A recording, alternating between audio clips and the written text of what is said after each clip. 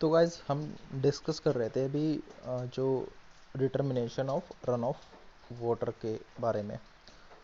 तो हमने क्या जाना था, इस जो रन ऑफ वाटर होता है उसको फाइंड आउट करने के लिए हमारे पास दो तरीक़ेकार हैं या फिर दो मेथडोलॉजी हैं।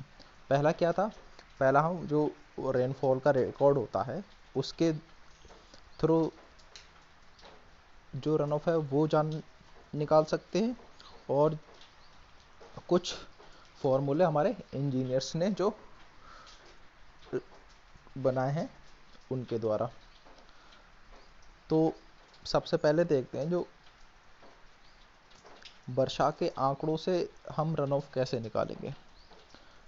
तो देखें, अब यहाँ पे देखें क्या लिखा हुआ है।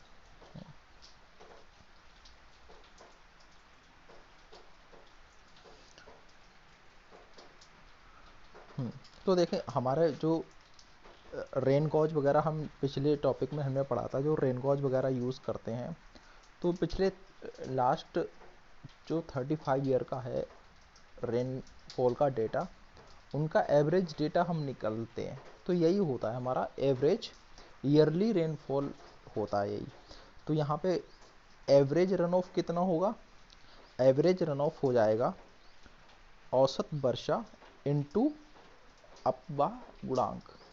अपवा गुणांक गाइस इससे पहले हमने पढ़ा था कि क्या फॉर्मूला होता है अपवा का, रन ऑफ और टोटल बारिश का जो रेशियो है वही होता है हमारा अपवा गुणांक।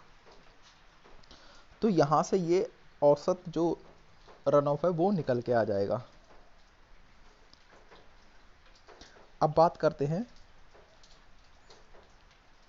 देखें कुछ पढ़ सकते हैं आप इसके बारे में।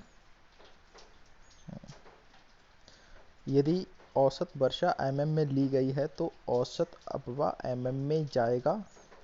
इस विधि से प्राप्त अपवाह का मान अधिक शुद्ध नहीं होता। ये छोटे जल ग्रहण क्षेत्र के लिए अथवा आरंभिक गणना के लिए तो ठीक रहता है। देख सकते हैं गाइस, कहने का मतलब क्या है इन लोग का, कि ये जो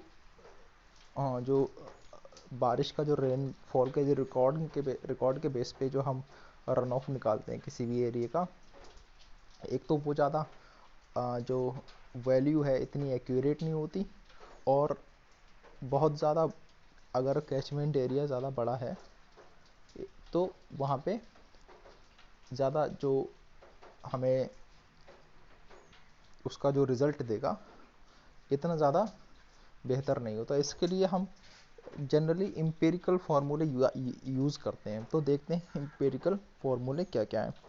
हिंदी में बोलते हैं आनुभविक सूत्र। तो गाइस पहला है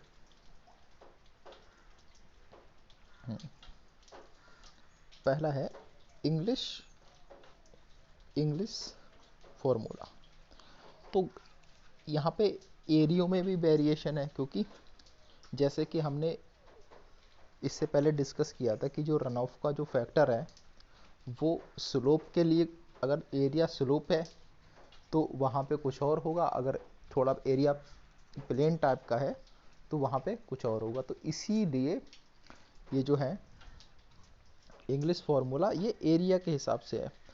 अब देख सकते हैं आप, महाराष्ट्र के जो हिली एरिया हैं, जो पहाड़ी क्षेत्र हैं, उनके लिए क्या फार्मूला है, ये फार्मूला पूछ सकता है, क्योंकि आपको पता है आपका पेपर भी ऑब्जेक्टिव टाइप होगा। जैसे पिछला जो हमने फैक्ट पढ़ा था, ये जो थ्योरी हम पढ़ रहे हैं इन्हीं में से फैक्ट निकालेगा वो। जैसे हमने पूछा कि जो एवरेज ईयरली रेनफॉल हम लेते हैं वो कितनी ईयर्स का रिकॉर्ड होता है। तो आपको क्या करना है, हमने जैसा कि डिस्कस किया था, इससे वो 35 ईयर्स का रिकॉर्ड लेते हैं एवरेज रेनफॉल के लिए। तो ऐसे ही यहाँ से जो थ्योरी में से ही ऑब्जेक्टिव टाइम निकलेंगे। यहाँ से जैसे ये फॉर्मूला दिया है महाराष्ट्र के हिली एरियो के लिए, R equal to 0.85 P minus 30.5, ये फॉर्मूला पूछ सकता है। और जो महाराष्ट्र के जो प्लेन एरिया हैं उनके लिए क्या इन्होंने फॉर्मूला दिया है, R equal to P minus 17.8 into P upon 254। अब देख लेते हैं R क्या है, R capital R equal to क्या है, रन ऑफ है उस एरिया का, और P बराबर है, P बराबर प्रिसिपिटेशन, प्रिसिपिटेशन मतलब बारिश, और किस में है, सेंटीमीटर में है।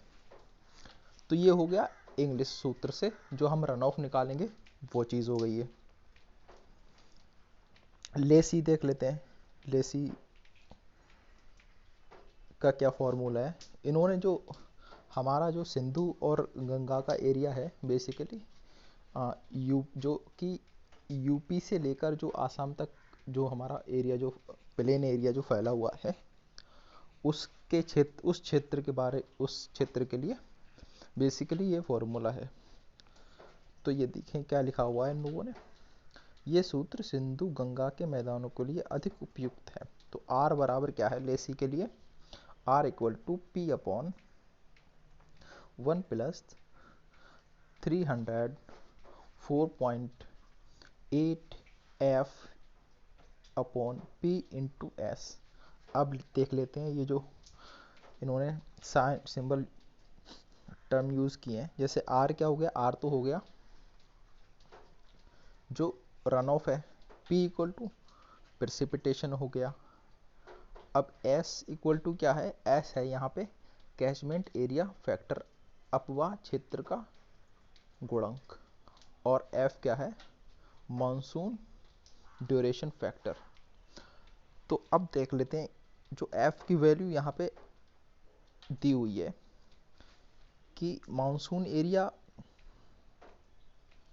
अगर मानसून जो है, मानसून का जो टाइम पीरियड है वो कम है तो हमें F इक्वल टू कितना रखना है, 0.5 रखना है।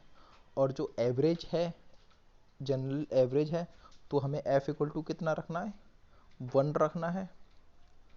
और जो मानसून का जो पीरियड है, मानसून जल्दी आ जाता है अगर और रहता भी देर टाइम तक है, तो F इक्वल टू कितना लिखना है, 1.5 लेना है। इसी तरह से अपवाह क्षेत्र गुणांक दिया है, सही है। अपवाह क्षेत्र गुणांक हमने उससे पढ़ा था कि run of ratio total rainfall, तो वो यहाँ पे डेटा दिया हुआ है कि अगर देखें, अगर प्लेन एरिया है और एग्रीकल्चर है और सॉइल कैसी, ब्लैक सॉइल है, काली मिट्टी है, रेगुर मिट्टी है, तो हमें एस की वैल्यू कितनी रखनी है, हमें एस की वैल्यू रखनी है 0.25, ठीक है।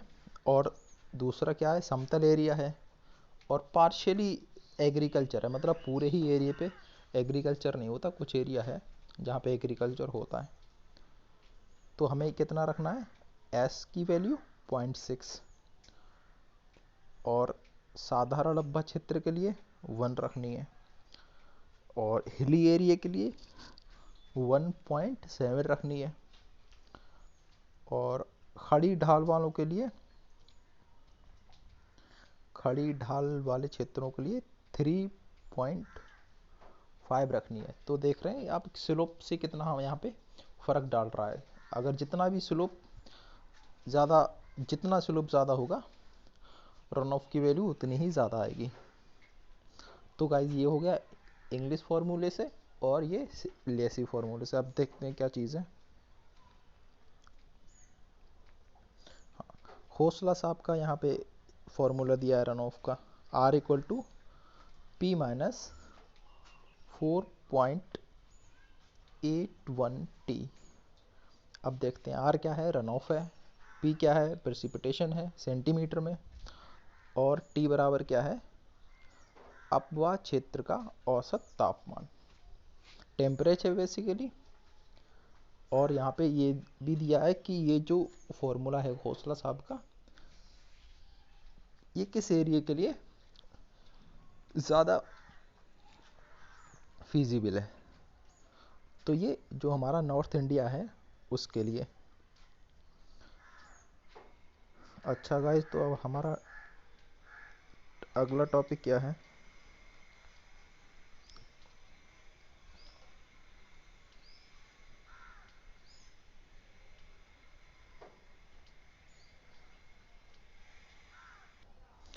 तो गाइज अब हमारा ये एक यहाँ पे एक कर्व दिया हुआ है जो किसके बारे में है? ये जो मुंबई का जो रन ऑफ का जो वाटर है और रन ऑफ के बीच में एक रिलेशन है। बेसिकली उन्होंने तीन कैटेगरी में इसको रखा है कि रन ऑफ अगर अच्छा है तो क्या उसका लेवल होगा, और एवरेज है मतलब तो क्या होगा, और अपवाह क्षेत्र लो है तो क्या होगा। तो आप देख सकते हैं यहाँ पे जो जो बाई डायरेक्शन है वो है रन ऑफ परसेंटेज के टर्म में, और जो एक्स डायरेक्शन है उसमें है जो एनुअल रेनफॉल। तो चलिए इसको ज़रा देखते हैं क्या सीन है, ये क्या चीज़ है। तो बात करते हैं पहले वाले की, कुछ गुड कैचमेंट एरिया की। तो देखें, अगर एनुअल रेनफॉल, पहले को मैं समझा दे रहा हूँ और बाकी आप खुद ही समझ जाएंगे।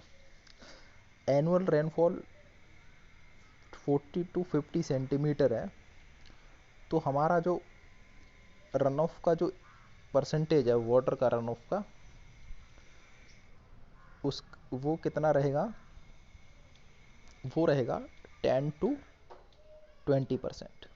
कहने का मतलब ये है कि अगर मुंबई एरिया में अगर 40 से 50% के बीच में बारिश होती है, परसेंट नहीं सॉरी, सेंटीमीटर के बीच में अगर बारिश होती है, तो उस बारिश का 10 to 20% पानी क्या बनेगा? रन ऑफ के रूप में, रन ऑफ का फॉर्म लेते हुए हमें मिलेगा, या फिर रन ऑफ की फॉर्म में बहता हुआ वाटर बॉडीज़ में कलेक्ट हो जाएगा। कहने का मतलब ये है। ऐसे ही जितना जितना जो बारिश की जो क्वांटिटी है वो जितनी ही बढ़ेगी वैसे ही रन ऑफ भी बढ़ेगा। तो देख रहे हैं अगर पीक क्या है, अगर बारिश 100 सेंटीमीटर है एनुअल बारिश, तो लगभग उसका 60% जो वाटर है वो रन ऑफ की फॉर्म में हमें मिलेगा। सही है हाँ। तो ये आप ऐसे ही जो सेकंड और जो थर्ड कैटेगरी है इसको भी इस ग्राफ के थ्रू आप रीड कर सकते हैं और समझ सकते हैं कि किस बारे में बात हो रही है। ठीक है गाइस, तो अब हम नेक्स्ट टॉपिक देखते हैं हमारा क्या है।